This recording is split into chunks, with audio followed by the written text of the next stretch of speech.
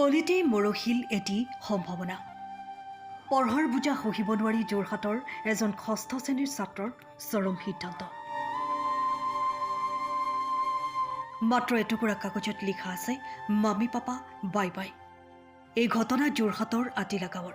ঘৰত কোনো নথকা অৱস্থাতেই ঘৰৰ শোৱনি কোঠাত দেৱব্ৰত বিশ্বাস নামৰ ছাত্ৰজনে ল'লে এই চৰম সিদ্ধান্ত। পৰিয়ালটোৰ একমাত্ৰ সন্তান আছিল দেৱব্ৰত। যোৰহাটৰ লিচুবাৰী ডনবস্ক স্কুলৰ ছাত্ৰ আছিল দেৱব্ৰত। তেওঁৰ এই সিদ্ধান্তত হতভম্ব হৈ পৰিছে শিক্ষক শিক্ষয়িত্ৰী তথা অভিভাৱকসকল। হয়, দেৱব্ৰত বিশ্বাসৰ কালি ঘটনাটো শুনি আমি যথেষ্ট দুখিত, আমি শোক প্ৰকাশ কৰিছোঁ। মই ক'বলৈ গ'লে আপোনাৰ প্ৰশ্নৰ উত্তৰ হিচাপে দেৱব্ৰত বিশ্বাস যথেষ্ট ভদ্ৰ আৰু ইজ এ চেয়াৰফুল ষ্টুডেণ্ট। ধৰক যথেষ্টখিনি ভদ্ৰতাৰে বিহেভ কৰে, অহা যোৱা বা তাৰ ধৰণ থকা মেলা যিখিনি তাৰ আমি কওঁ পাৰ্চনেলিটি, যথেষ্ট ভদ্ৰতা। আৰু কিবা এটা ধৰক উঠি আহিলে আমাক যদি কিবা এটা প্ৰশ্ন কৰে যথেষ্ট ছফ্ট স্প'কেন, তাৰমানে নম্ৰতা বুলি যে আমি কওঁ অসমীয়াত, যথেষ্ট নম্ৰ বুলি ক'ম। আৰু এইটো ইনচিডেণ্ট তাৰ পৰা হ'ব যে তাৰ দ্বাৰা এনেকুৱা এটা ঘটনা সি সংঘটিত কৰিব, সেইটো কাৰণে আমি যথেষ্ট উই আৰ শ্বকড একচুৱেলি।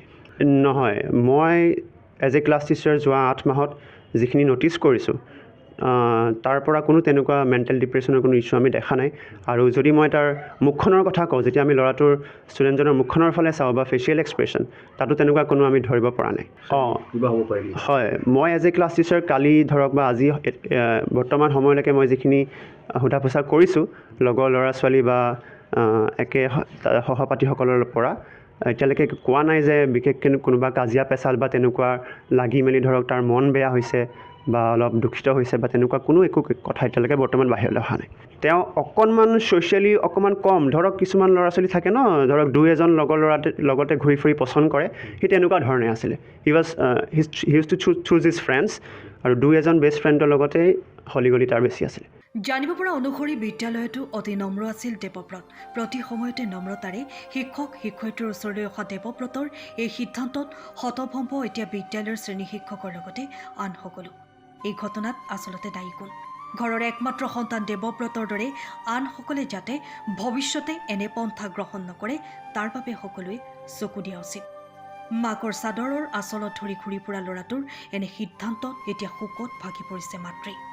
দেৱব্ৰতৰ এই সিদ্ধান্তত মৰ্মাহত হৈ পৰিছে পৰিয়াল, আত্মীয় স্বজনৰ লগতে বন্ধু বান্ধৱ তথা শিক্ষক শিক্ষয়িত্ৰীসকল।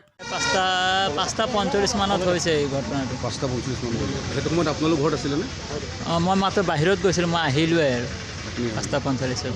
মাক থাকে লগতে? মাক নহয়, মাক টেইলাৰ দোকান আছে, মাৰ দোকানতে গৈছিলোঁ। আমি দুটাই একেলগে 4টা বজাতে ওলাই গৈছোঁ, ল'ৰাক থৈ তাৰপিছত ওলাই গৈছোঁ। এনেই কিবা লক্ষ্য কৰিছে, পঢ়াৰ কিবা প্ৰেছাৰ আছে? পঢ়াৰটো প্ৰেছাৰটো এনেকুৱা লাগিছে যে মোৰ হিচাপে পঢ়াৰ প্ৰেছাৰ, কেলৈ এক্সাম আহি গৈছেতো, এক্সামৰ কাৰণে সি অলপমান ডিপ্ৰেছ থাকে আৰু এইটো কাৰণে মোবাইলটো মই কৈছিলোঁ যে অলপমান মোবাইলটো কম ধৰিবি, আৰু মোবাইলটো কমেই ধৰে। পঢ়াটো অলপমান প্ৰেছাৰটো বাঢ়িছিলে, পঢ়াৰ প্ৰেছাৰ বাঢ়িছিলে। স্কুলৰ পৰাই বাঢ়িছিলে নে প্ৰেছাৰটো? নাই, স্কুলৰ পৰা পঢ়া, এতিয়াতো এক্সাম আহি গৈছে, তো প্ৰেছাৰটো আহি যাব। সেইটো কাৰণে কি জানে, সেইটো কাৰণে হ'ব পাৰে। তাৰমানে আপোনালোকৰতো একমাত্ৰ ল'ৰাই? একমাত্ৰ ল'ৰা। স্কুলত কাৰোবাৰ লগত কিবা কাজিয়া লাগিছে? স্কুলত সেইটোতো গম নাপাওঁ, সেইটো স্কুলে গম পাব। স্কুলত কৈছিলে নেকি কিবা? ঘৰত এনেই একো কোৱা নাই। স্কুলৰ পৰা মানে খবৰ কৰিব কোনোবা আহিছে নে এতিয়ালৈকে? স্কুলৰ পৰা মেমে ফোন কৰিছিলে যে আহিব বুলি। আমি তাৰমানে যোৱাৰ পিছতহে ফোন কৰিব কৈছে, তেতিয়া আহিব কৈছে। ঘটনাটো মই বাহিৰৰ পৰা গৈ পিনে মাত্ৰ ঘৰত সোমাইছোঁহে আৰু চাইছোঁ। একদম অনুভৱ কৰা নাছিলে? একদম অনুভৱ কৰা নাছিলে। ভালকৈ গ'লোঁ, আমি যোৱাৰ টাইমতো সি হেণ্ডছেক মিলাই গৈছে। অকল টেবিলটোত লিখি থৈ গৈছে যে বাই বাই মামী পাপা। বাই বাই মামী পাপা? বাই বাই মামী। নোট মানে এইটোৱে লিখিছে আৰু বাই বাই মামী পাপা বুলি লিখিছে। মানে আগৰ পৰা দেখিছিলে নে ল'ৰাটো কিবা মন মাৰি থকা? না, মন মাৰি থকা মানে এইকেইদিন ধৰি পিনে অলপমান পঢ়া শুনাৰ কাৰণে অলপমান মনটো মাৰি থাকে আৰু মানে পঢ়াৰ বোজা বুলিয়ে ক'ব লাগিব? পঢ়াৰ বোজা বুলিয়ে ক'ব লাগিব। বাকীটো আৰু ভিতৰুৱা কথাটো ক'ব নোৱাৰোঁ আৰু বাকীটো কি কেছ আৰু। সময়ৰ খবৰ সময়ত পাবলৈ ফ'ল' কৰক টাইম অফ আছাম।